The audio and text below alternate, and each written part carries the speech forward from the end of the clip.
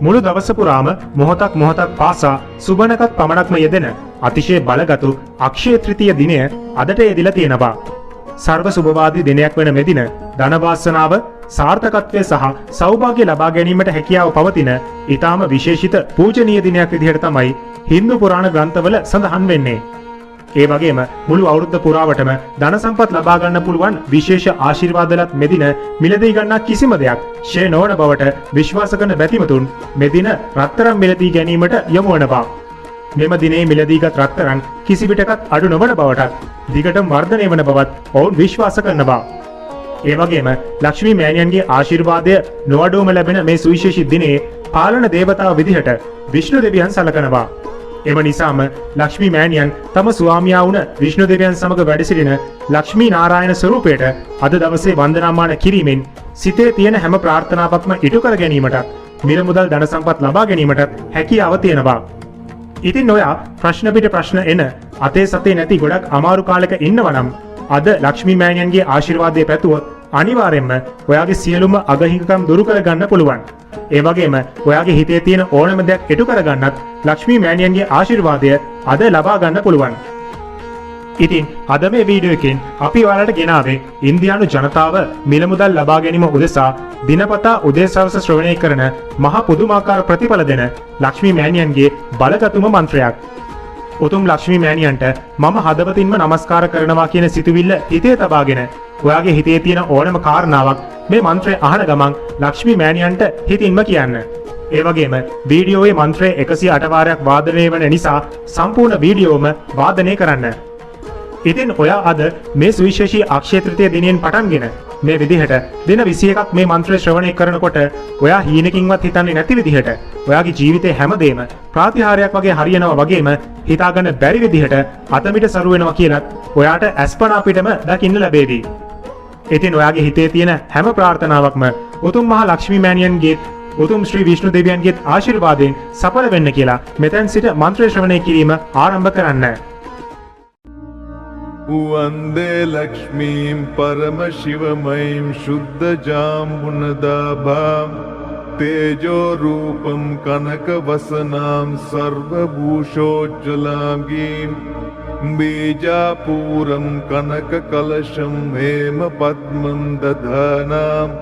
विद्यां शक्तिं सकलजननीं विष्णुवामाङ्गसंस्थाम् वन्दे लक्ष्मीं परमशिवमयीं शुद्धजाम्बुनदाभां तेजोरूपं कनकवसनां सर्वभूषोज्ज्वलाङ्गीं बीजापूरं कनककलशं हेमपद्मं दधानां विद्यां शक्तिं सकलजननीं विष्णुवामाङ्गसंस्थाम् वन्दे लक्ष्मीं परमशिवमयीं शुद्धजाम्बुनदाभां तेजोरूपं कनकवसनां सर्वभूषोज्ज्वलाङ्गीं बीजापूरं कनककलशं हेमपद्मं दधानां विद्यां शक्तिं सकलजननीं विष्णुवामाङ्गसंस्थाम् वन्दे लक्ष्मीं परमशिवमयीं शुद्धजाम्बुनदाभां तेजोरूपं कनकवसनां सर्वभूषोज्ज्वलाङ्गीं बीजापूरं कनककलशं हेमपद्मं दधानां विद्यां शक्तिं सकलजननीं विष्णुवामाङ्गसंस्थाम् वन्दे लक्ष्मीं परमशिवमयीं शुद्धजाम्बुनदाभां तेजोरूपं कनकवसनां सर्वभूषोज्ज्वलाङ्गीं बीजापूरं कनककलशं हेमपद्मं दधानां विद्यां शक्तिं सकलजननीं विष्णुवामाङ्गसंस्थाम् वन्दे लक्ष्मीं परमशिवमयीं शुद्धजाम्बुनदाभां तेजोरूपं कनकवसनां सर्वभूषोज्ज्वलाङ्गीं बीजापूरं कनककलशं हेमपद्मं दधानां विद्यां शक्तिं सकलजननीं विष्णुवामाङ्गसंस्थां वन्दे लक्ष्मीं परमशिवमयीं शुद्धजाम्बुनदाभां तेजोरूपं कनकवसनां सर्वभूषोज्ज्वलाङ्गीं बीजापूरं कनककलशं हेमपद्मं दधानां विद्यां शक्तिं सकलजननीं विष्णुवामाङ्गसंस्थां वन्दे लक्ष्मीं परमशिवमयीं शुद्धजाम्बुनदाभां तेजोरूपं कनकवसनां सर्वभूषोज्ज्वलाङ्गीं बीजापूरं कनककलशं हेमपद्मं दधानां विद्यां शक्तिं सकलजननीं विष्णुवामाङ्गसंस्थां वन्दे लक्ष्मीं परमशिवमयीं शुद्धजाम्बुनदाभां तेजोरूपं कनकवसनां सर्वभूषोज्ज्वलाङ्गीं बीजापूरं कनककलशं हेमपद्मं दधानां विद्यां शक्तिं सकलजननीं विष्णुवामाङ्गसंस्थां वन्दे लक्ष्मीं परमशिवमयीं शुद्धजाम्बुनदाभां तेजोरूपं कनकवसनां सर्वभूषोज्ज्वलाङ्गीं बीजापूरं कनककलशं हेमपद्मं दधानां विद्यां शक्तिं सकलजननीं विष्णुवामाङ्गसंस्थां वन्दे लक्ष्मीं परमशिवमयीं शुद्धजाम्बुनदाभां तेजोरूपं कनकवसनां सर्वभूषोज्ज्वलाङ्गीं बीजापूरं कनककलशं हेमपद्मं दधानां विद्यां शक्तिं सकलजननीं विष्णुवामाङ्गसंस्थां वन्दे लक्ष्मीं परमशिवमयीं शुद्धजाम्बुनदाभां तेजोरूपं कनकवसनां सर्वभूषोज्ज्वलाङ्गीं बीजापूरं कनककलशं हेमपद्मं दधानां विद्यां शक्तिं सकलजननीं विष्णुवामाङ्गसंस्थां वन्दे लक्ष्मीं परमशिवमयीं शुद्धजाम्बुनदाभां तेजोरूपं कनकवसनां सर्वभूषोज्ज्वलाङ्गीं बीजापूरं कनककलशं हेमपद्मं दधानां विद्यां शक्तिं सकलजननीं विष्णुवामाङ्गसंस्थां वन्दे लक्ष्मीं परमशिवमयीं शुद्धजाम्बुनदाभां तेजोरूपं कनकवसनां सर्वभूषोज्ज्वलाङ्गीं बीजापूरं कनककलशं हेमपद्मं दधानां विद्यां शक्तिं सकलजननीं विष्णुवामाङ्गसंस्थां वन्दे लक्ष्मीं परमशिवमयीं शुद्धजाम्बुनदाभां तेजोरूपं कनकवसनां सर्वभूषोज्ज्वलाङ्गीं बीजापूरं कनककलशं हेमपद्मं दधानां विद्यां शक्तिं सकलजननीं विष्णुवामाङ्गसंस्थां वन्दे लक्ष्मीं परमशिवमयीं शुद्धजाम्बुनदाभां तेजोरूपं कनकवसनां सर्वभूषोज्ज्वलाङ्गीं बीजापूरं कनककलशं हेमपद्मं दधानां विद्यां शक्तिं सकलजननीं विष्णुवामाङ्गसंस्थां वन्दे लक्ष्मीं परमशिवमयीं शुद्धजाम्बुनदाभां तेजोरूपं कनकवसनां सर्वभूषोज्ज्वलाङ्गीं बीजापूरं कनककलशं हेमपद्मं दधानां विद्यां शक्तिं सकलजननीं विष्णुवामाङ्गसंस्थाम् वन्दे लक्ष्मीं परमशिवमयीं शुद्धजाम्बुनदाभां तेजोरूपं कनकवसनां सर्वभूषोज्ज्वलाङ्गीं बीजापूरं कनककलशं हेमपद्मं दधानां विद्यां शक्तिं सकलजननीं विष्णुवामाङ्गसंस्थाम् वन्दे लक्ष्मीं परमशिवमयीं शुद्धजाम्बुनदाभां तेजोरूपं कनकवसनां सर्वभूषोज्ज्वलाङ्गीं बीजापूरं कनककलशं हेमपद्मं दधानां विद्यां शक्तिं सकलजननीं विष्णुवामाङ्गसंस्थाम् वन्दे लक्ष्मीं परमशिवमयीं शुद्धजाम्बुनदाभां तेजोरूपं कनकवसनां सर्वभूषोज्ज्वलाङ्गीं बीजापूरं कनककलशं हेमपद्मं दधानां विद्यां शक्तिं सकलजननीं विष्णुवामाङ्गसंस्थाम् वन्दे लक्ष्मीं परमशिवमयीं शुद्धजाम्बुनदाभां तेजोरूपं कनकवसनां सर्वभूषोज्ज्वलाङ्गीं बीजापूरं कनककलशं हेमपद्मं दधानां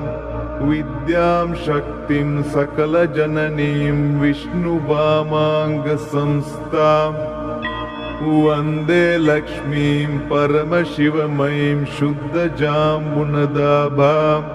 तेजोरूपं कनकवसनां सर्वभूषोज्ज्वलाङ्गीं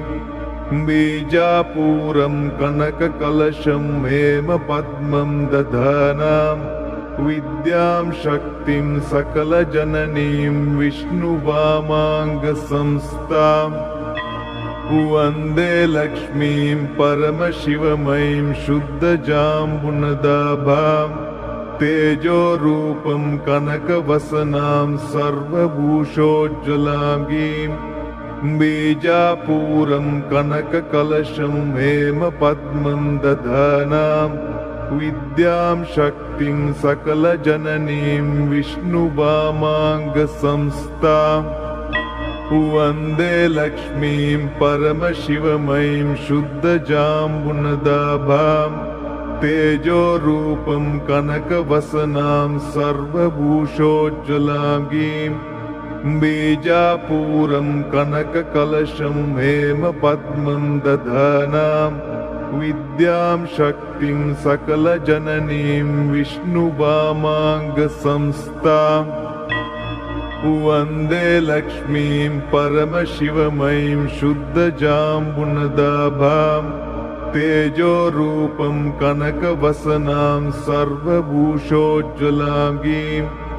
बीजापूरं कनककलशं हेमपद्मं दधानां विद्यां शक्तिं सकलजननीं विष्णुवामाङ्गसंस्थाम् वन्दे लक्ष्मीं परमशिवमयीं शुद्धजाम्बुनदाभां तेजोरूपं कनकवसनां सर्वभूषोज्ज्वलाङ्गीं बीजापूरं कनककलशं हेमपद्मं दधानां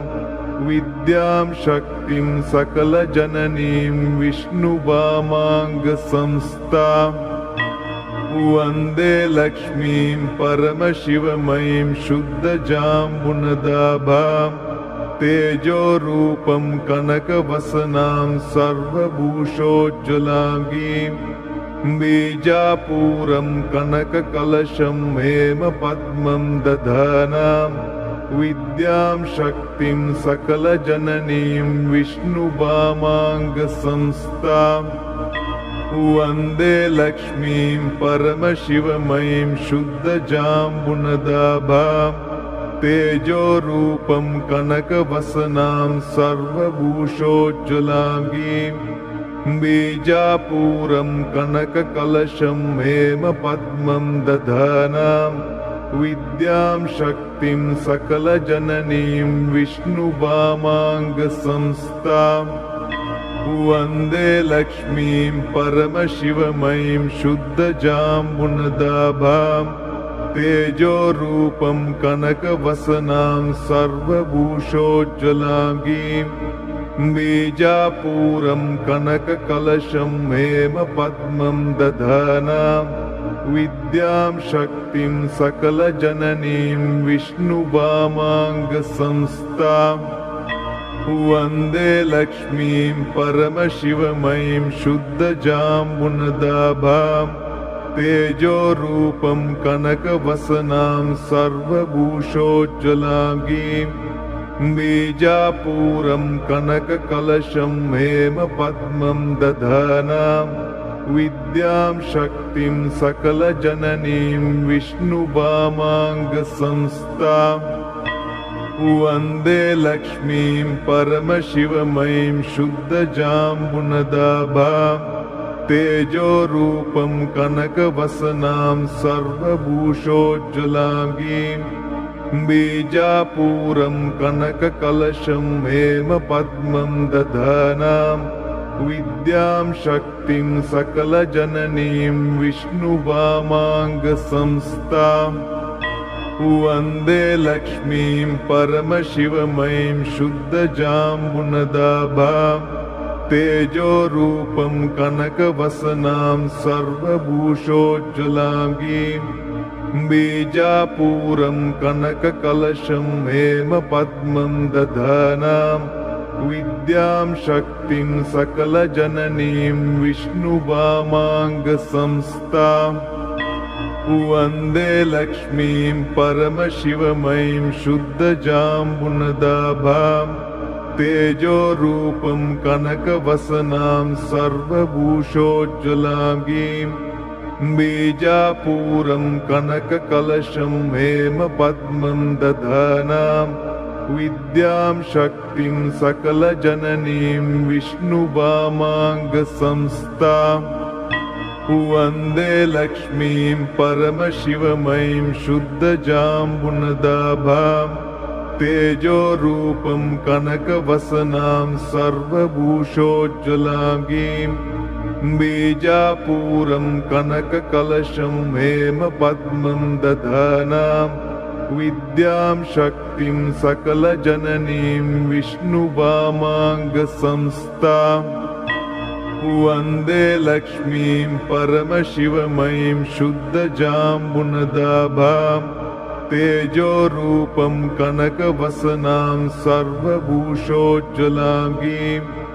बीजापूरं कनककलशं हेमपद्मं दधानां विद्यां शक्तिं सकलजननीं विष्णुवामाङ्गसंस्थाम् वन्दे लक्ष्मीं परमशिवमयीं शुद्धजाम्बुनदाभां तेजोरूपं कनकवसनां सर्वभूषोज्ज्वलाङ्गीं बीजापूरं कनककलशं हेमपद्मं दधानां विद्यां शक्तिं सकलजननीं विष्णुवामाङ्गसंस्थाम् वन्दे लक्ष्मीं परमशिवमयीं शुद्धजाम्बुनदाभां तेजोरूपं कनकवसनां सर्वभूषोज्ज्वलाङ्गीं बीजापूरं कनककलशं हेमपद्मं दधानां विद्यां शक्तिं सकलजननीं विष्णुवामाङ्गसंस्थाम् वन्दे लक्ष्मीं परमशिवमयीं शुद्धजाम्बुनदाभां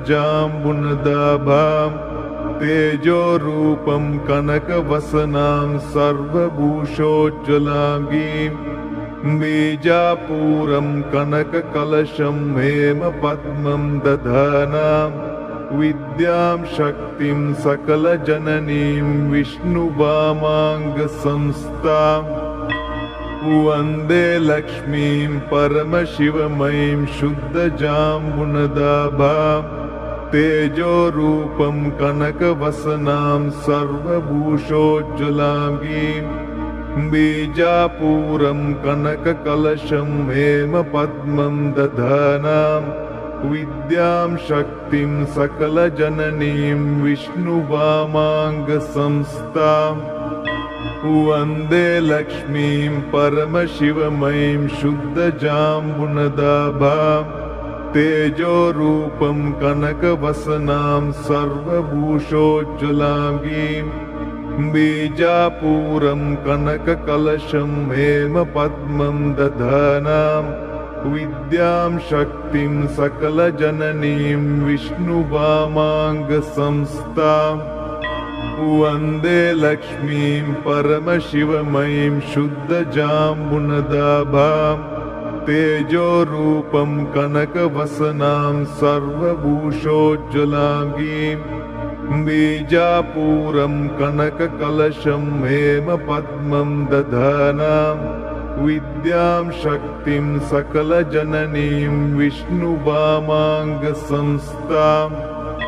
वन्दे लक्ष्मीं परमशिवमयीं शुद्धजाम्बुनदाभां तेजोरूपं कनकवसनां सर्वभूषोज्ज्वलाङ्गीं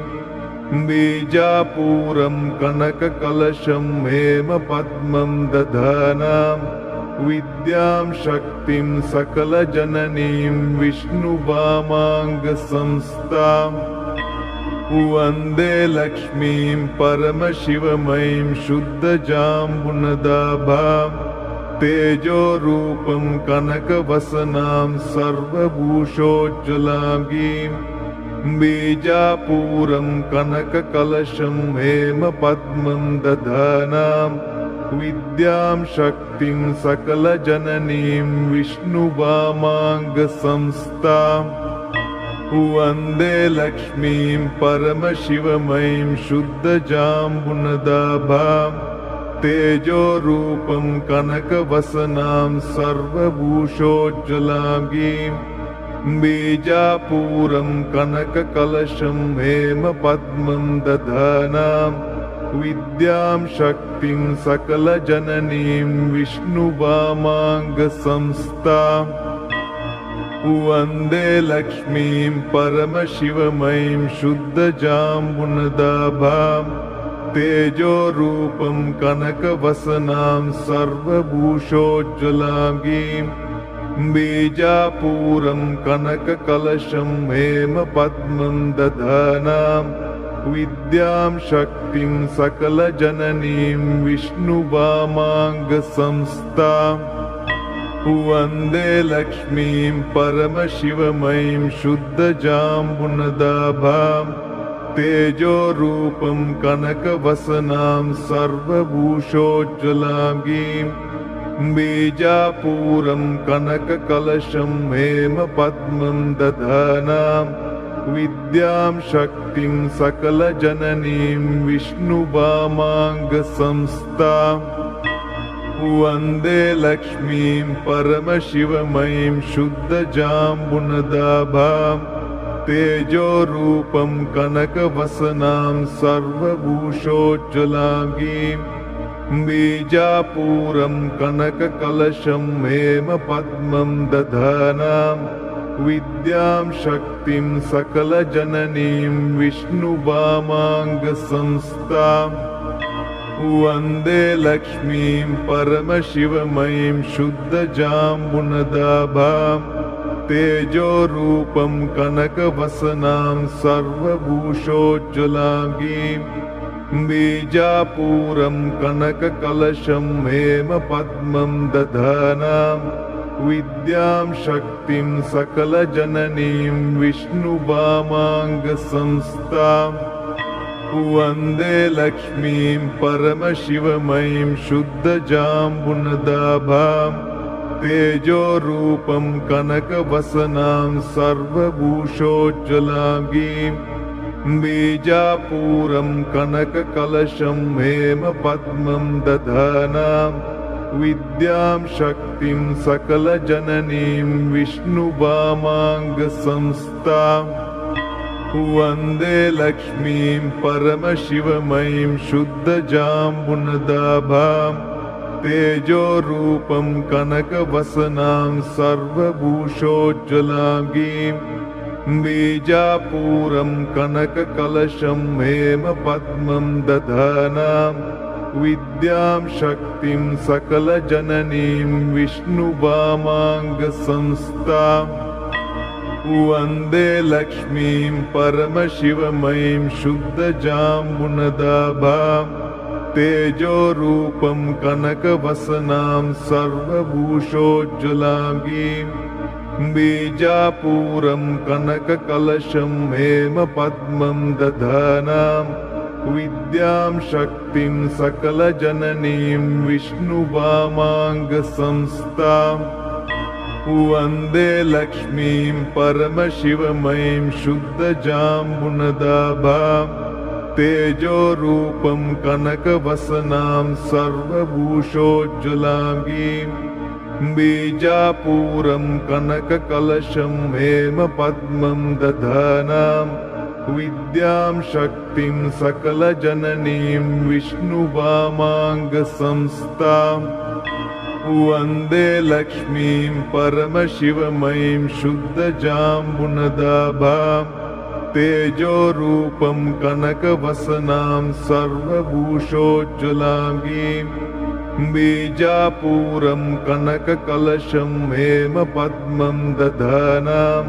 विद्यां शक्तिं सकलजननीं विष्णुवामाङ्गसंस्थां वन्दे लक्ष्मीं परमशिवमयीं शुद्धजाम्बुनदाभां तेजोरूपं कनकवसनां सर्वभूषोज्ज्वलाङ्गीं बीजापूरं कनककलशं हेमपद्मं दधानां विद्यां शक्तिं सकलजननीं विष्णुवामाङ्गसंस्थां वन्दे लक्ष्मीं परमशिवमयीं शुद्धजाम्बुनदाभां तेजोरूपं कनकवसनां सर्वभूषोज्ज्वलाङ्गीं बीजापूरं कनककलशं हेमपद्मं दधानां विद्यां शक्तिं सकलजननीं विष्णुवामाङ्गसंस्थां वन्दे लक्ष्मीं परमशिवमयीं शुद्धजाम्बुनदाभां तेजोरूपं कनकवसनां सर्वभूषोज्ज्वलाङ्गीं बीजापूरं कनककलशं हेमपद्मं दधानां विद्यां शक्तिं सकलजननीं विष्णुवामाङ्गसंस्थां वन्दे लक्ष्मीं परमशिवमयीं शुद्धजाम्बुनदाभां तेजोरूपं कनकवसनां सर्वभूषोज्ज्वलाङ्गीं बीजापूरं कनककलशं हेमपद्मं दधानां विद्यां शक्तिं सकलजननीं विष्णुवामाङ्गसंस्थां वन्दे लक्ष्मीं परमशिवमयीं शुद्धजाम्बुनदाभां तेजोरूपं कनकवसनां सर्वभूषोज्ज्वलाङ्गीं बीजापूरं कनककलशं हेमपद्मं दधानां विद्यां शक्तिं सकलजननीं विष्णुवामाङ्गसंस्थां वन्दे लक्ष्मीं परमशिवमयीं शुद्धजाम्बुनदाभां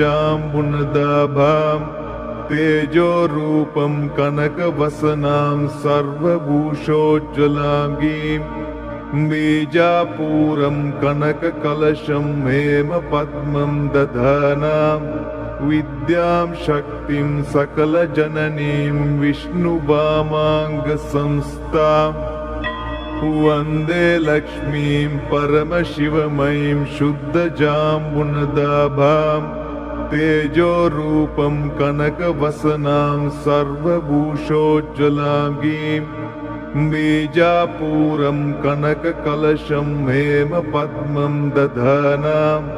विद्यां शक्तिं सकलजननीं विष्णुवामाङ्गसंस्थाम् वन्दे लक्ष्मीं परमशिवमयीं शुद्धजाम्बुनदाभां तेजोरूपं कनकवसनां सर्वभूषोज्ज्वलाङ्गीं बीजापूरं कनककलशं हेमपद्मं दधानां विद्यां शक्तिं सकलजननीं विष्णुवामाङ्गसंस्थाम् वन्दे लक्ष्मीं परमशिवमयीं शुद्धजाम्बुनदाभां तेजोरूपं कनकवसनां सर्वभूषोज्ज्वलाङ्गीं बीजापूरं कनककलशं हेमपद्मं दधानां विद्यां शक्तिं सकलजननीं विष्णुवामाङ्गसंस्थाम् वन्दे लक्ष्मीं परमशिवमयीं शुद्धजाम्बुनदाभां तेजोरूपं कनकवसनां सर्वभूषोज्ज्वलाङ्गीं बीजापूरं कनककलशं हेमपद्मं दधानां विद्यां शक्तिं सकलजननीं विष्णुवामाङ्गसंस्थाम् वन्दे लक्ष्मीं परमशिवमयीं शुद्धजाम्बुनदाभां तेजोरूपं कनकवसनां सर्वभूषोज्ज्वलाङ्गीं बीजापूरं कनककलशं हेमपद्मं दधानां विद्यां शक्तिं सकलजननीं विष्णुवामाङ्गसंस्थाम् वन्दे लक्ष्मीं परमशिवमयीं शुद्धजाम्बुनदाभां तेजोरूपं कनकवसनां सर्वभूषोज्ज्वलाङ्गीं बीजापूरं कनककलशं हेमपद्मं दधानां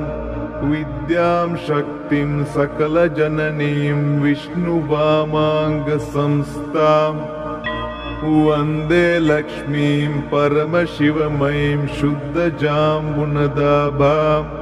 तेजोरूपं कनकवसनां सर्वभूषोज्ज्वलाङ्गीं बीजापूरं कनककलशं हेमपद्मं दधानां विद्यां शक्तिं सकलजननीं विष्णुवामाङ्गसंस्थाम् वन्दे लक्ष्मीं परमशिवमयीं शुद्धजाम्बुनदाभां तेजोरूपं कनकवसनां सर्वभूषोज्ज्वलाङ्गीं बीजापूरं कनककलशं हेमपद्मं दधानां विद्यां शक्तिं सकलजननीं विष्णुवामाङ्गसंस्थाम् वन्दे लक्ष्मीं परमशिवमयीं शुद्धजाम्बुनदाभां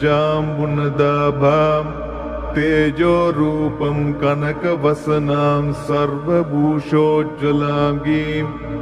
बीजापूरं कनककलशं हेमपद्मं दधानां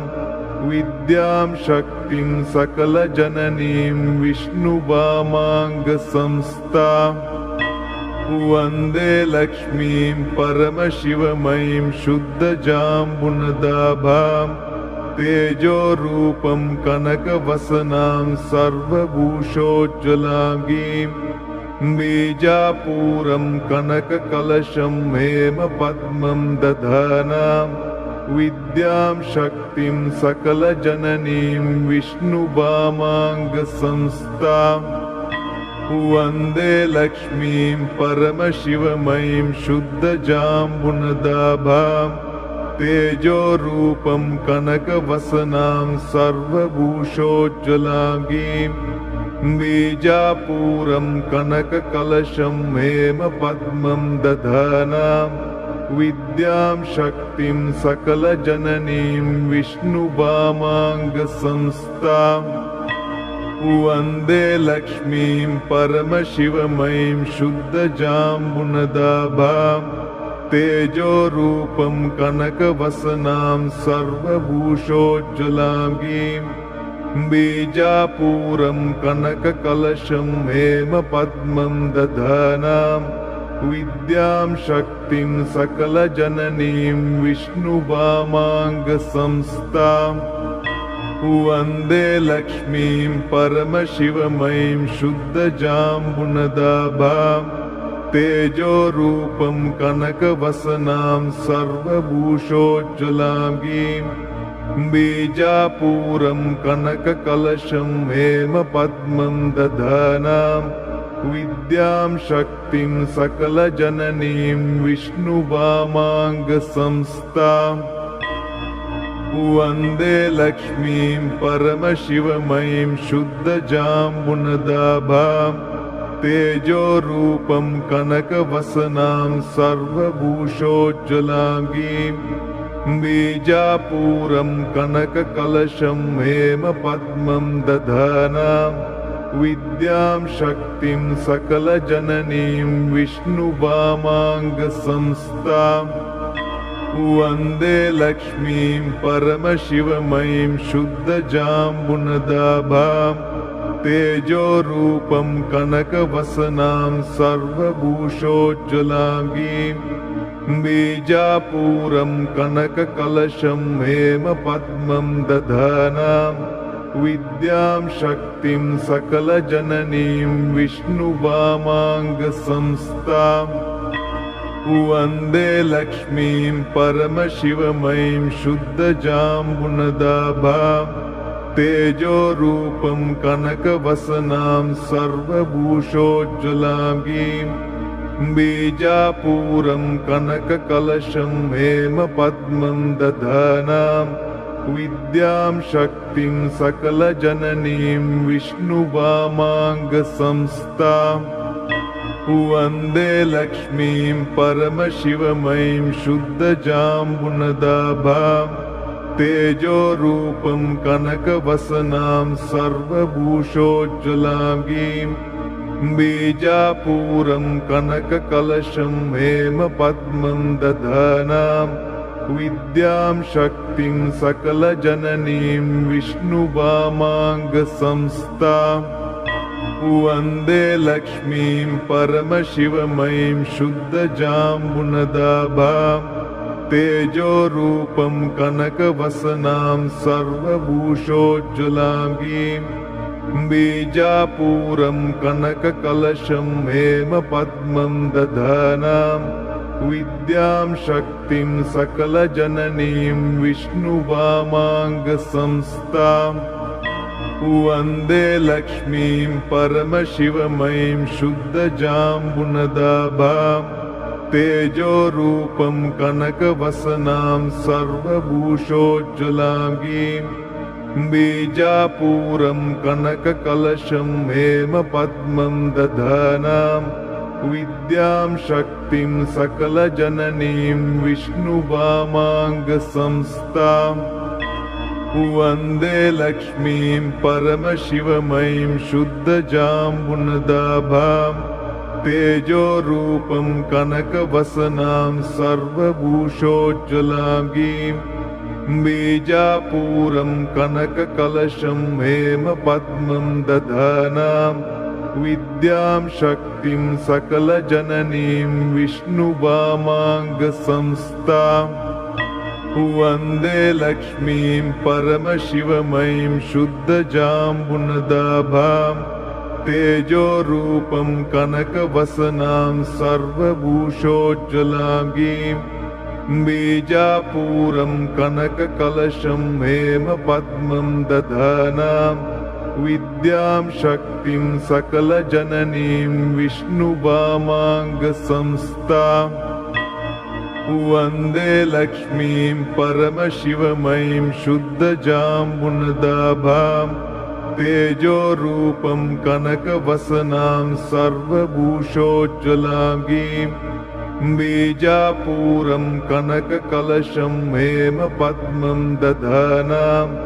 विद्यां शक्तिं सकलजननीं विष्णुवामाङ्गसंस्थाम् वन्दे लक्ष्मीं परमशिवमयीं शुद्धजाम्बुनदाभां तेजोरूपं कनकवसनां सर्वभूषोज्ज्वलाङ्गीं बीजापूरं कनककलशं हेमपद्मं दधानां विद्यां शक्तिं सकलजननीं विष्णुवामाङ्गसंस्थाम् वन्दे लक्ष्मीं परमशिवमयीं शुद्धजाम्बुनदाभां तेजोरूपं कनकवसनां सर्वभूषोज्ज्वलाङ्गीं बीजापूरं कनककलशं हेमपद्मं दधानां विद्यां शक्तिं सकलजननीं विष्णुवामाङ्गसंस्थाम् वन्दे लक्ष्मीं परमशिवमयीं शुद्धजाम्बुनदाभां तेजोरूपं कनकवसनां सर्वभूषोज्ज्वलाङ्गीं बीजापूरं कनककलशं हेमपद्मं दधानां विद्यां शक्तिं सकलजननीं विष्णुवामाङ्गसंस्थाम् वन्दे लक्ष्मीं परमशिवमयीं शुद्धजाम्बुनदाभां तेजोरूपं कनकवसनां सर्वभूषोज्ज्वलाङ्गीं बीजापूरं कनककलशं हेमपद्मं दधानां विद्यां शक्तिं सकलजननीं विष्णुवामाङ्गसंस्थाम् वन्दे लक्ष्मीं परमशिवमयीं शुद्धजाम्बुनदाभां तेजोरूपं कनकवसनां सर्वभूषोज्ज्वलाङ्गीं बीजापूरं कनककलशं हेमपद्मं दधानां विद्यां शक्तिं सकलजननीं विष्णुवामाङ्गसंस्थाम् वन्दे लक्ष्मीं परमशिवमयीं शुद्धजाम्बुनदाभां तेजोरूपं कनकवसनां सर्वभूषोज्ज्वलाङ्गीं बीजापूरं कनककलशं हेमपद्मं दधानां विद्यां शक्तिं सकलजननीं विष्णुवामाङ्गसंस्थाम् वन्दे लक्ष्मीं परमशिवमयीं शुद्धजाम्बुनदाभां तेजोरूपं कनकवसनां सर्वभूषोज्ज्वलाङ्गीं बीजापूरं कनककलशं हेमपद्मं दधानां विद्यां शक्तिं सकलजननीं विष्णुवामाङ्गसंस्थाम् वन्दे लक्ष्मीं परमशिवमयीं शुद्धजाम्बुनदाभां तेजोरूपं कनकवसनां सर्वभूषोज्ज्वलाङ्गीं बीजापूरं कनककलशं हेमपद्मं दधानां विद्यां शक्तिं सकलजननीं विष्णुवामाङ्गसंस्थाम् वन्दे लक्ष्मीं परमशिवमयीं शुद्धजाम्बुनदाभां तेजोरूपं कनकवसनां सर्वभूषोज्ज्वलाङ्गीं बीजापूरं कनककलशं हेमपद्मं दधानां विद्यां शक्तिं सकलजननीं विष्णुवामाङ्गसंस्थाम् वन्दे लक्ष्मीं परमशिवमयीं शुद्धजाम्बुनदाभां तेजोरूपं कनकवसनां सर्वभूषोज्ज्वलाङ्गीं बीजापूरं कनककलशं हेमपद्मं दधानां विद्यां शक्तिं सकलजननीं विष्णुवामाङ्गसंस्थाम् वन्दे लक्ष्मीं परमशिवमयीं शुद्धजाम्बुनदाभां तेजोरूपं कनकवसनां सर्वभूषोज्ज्वलाङ्गीं बीजापूरं कनककलशं हेमपद्मं दधानां विद्यां शक्तिं सकलजननीं विष्णुवामाङ्गसंस्थाम् वन्दे लक्ष्मीं परमशिवमयीं शुद्धजाम्बुनदाभाम् तेजोरूपं कनकवसनां सर्वभूषोज्ज्वलां गीं बीजापूरं कनककलशं हेमपद्मं दधानां विद्यां शक्तिं सकलजननीं विष्णुवामाङ्गसंस्थाम् वन्दे लक्ष्मीं परमशिवमयीं शुद्धजाम्बुनदाभाम् तेजोरूपं कनकवसनां सर्वभूषोज्ज्वलां गीं बीजापूरं कनककलशं हेमपद्मं दधानां विद्यां शक्तिं सकलजननीं विष्णुवामाङ्गसंस्थाम् वन्दे लक्ष्मीं परमशिवमयीं शुद्धजाम्बुनदाभाम् तेजोरूपं कनकवसनां सर्वभूषोज्ज्वलां गीं बीजापूरं कनककलशं हेमपद्मं दधानां विद्यां शक्तिं सकलजननीं विष्णुवामाङ्गसंस्थाम् वन्दे लक्ष्मीं परमशिवमयीं शुद्धजाम्बुनदाभाम् तेजोरूपं कनकवसनां सर्वभूषोज्ज्वलां गीं बीजापूरं कनककलशं हेमपद्मं दधानां विद्यां शक्तिं सकलजननीं विष्णुवामाङ्गसंस्थाम् वन्दे लक्ष्मीं परमशिवमयीं शुद्धजाम्बुनदाभाम् तेजोरूपं कनकवसनां सर्वभूषोज्ज्वलां गीं बीजापूरं कनककलशं हेमपद्मं दधानां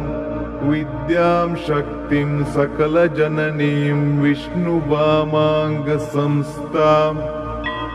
वन्दे लक्ष्मीं परमशिवमयीं शुद्धजाम्बुनदाभाम् तेजोरूपं कनकवसनां सर्वभूषोज्ज्वलां गीं बीजापूरं कनककलशं हेमपद्मं दधानां विद्यां शक्तिं सकलजननीं विष्णुवामाङ्गसंस्थाम् वन्दे लक्ष्मीं परमशिवमयीं शुद्धजाम्बुनदाभाम् तेजोरूपं कनकवसनां सर्वभूषोज्ज्वलां गीं बीजापूरं कनककलशं हेमपद्मं दधानां विद्यां शक्तिं सकलजननीं विष्णुवामाङ्गसंस्थाम् वन्दे लक्ष्मीं परमशिवमयीं शुद्धजाम्बुनदाभाम् तेजोरूपं कनकवसनां सर्वभूषोज्ज्वलां गीं बीजापूरं कनककलशं हेमपद्मं दधानां विद्यां शक्तिं सकलजननीं विष्णुवामाङ्गसंस्थाम् वन्दे लक्ष्मीं परमशिवमयीं शुद्धजाम्बुनदाभाम् तेजोरूपं कनकवसनां सर्वभूषोज्ज्वलां गीं बीजापूरं कनककलशं हेमपद्मं दधानां विद्यां शक्तिं सकलजननीं विष्णुवामाङ्गसंस्थाम् वन्दे लक्ष्मीं परमशिवमयीं शुद्धजाम्बुनदाभाम् तेजोरूपं कनकवसनां सर्वभूषोज्ज्वलां गीं बीजापूरं कनककलशं हेमपद्मं दधानां विद्यां शक्तिं सकलजननीं विष्णुवामाङ्गसंस्थाम् वन्दे लक्ष्मीं परमशिवमयीं शुद्धजाम्बुनदाभाम् तेजोरूपं कनकवसनां सर्वभूषोज्ज्वलां गीं बीजापूरं कनककलशं हेमपद्मं दधानां विद्यां शक्तिं सकलजननीं विष्णुवामाङ्गसंस्थाम् वन्दे लक्ष्मीं परमशिवमयीं शुद्धजाम्बुनदाभां तेजोरूपं कनकवसनां सर्वभूषोज्ज्वलाङ्गीं बीजापूरं कनककलशं हेमपद्मं दधानां विद्यां शक्तिं सकलजननीं विष्णुवामाङ्गसंस्थाम् वन्दे लक्ष्मीं परमशिवमयीं शुद्धजाम्बुनदाभां तेजोरूपं कनकवसनां सर्वभूषोज्ज्वलाङ्गीं बीजापूरं कनककलशं हेमपद्मं दधानां विद्यां शक्तिं सकलजननीं विष्णुवामाङ्गसंस्थाम् वन्दे लक्ष्मीं परमशिवमयीं शुद्धजाम्बुनदाभां तेजोरूपं कनकवसनां सर्वभूषोज्ज्वलाङ्गीं बीजापूरं कनककलशं हेमपद्मं दधानां विद्यां शक्तिं सकलजननीं विष्णुवामाङ्गसंस्थाम् वन्दे लक्ष्मीं परमशिवमयीं शुद्धजाम्बुनदाभां तेजोरूपं कनकवसनां सर्वभूषोज्ज्वलाङ्गीं बीजापूरं कनककलशं हेमपद्मं दधानां विद्यां शक्तिं सकलजननीं विष्णुवामाङ्गसंस्थाम् वन्दे लक्ष्मीं परमशिवमयीं शुद्धजाम्बुनदाभां तेजोरूपं कनकवसनां सर्वभूषोज्ज्वलाङ्गीं बीजापूरं कनककलशं हेमपद्मं दधानां विद्यां शक्तिं सकलजननीं विष्णुवामाङ्गसंस्थाम्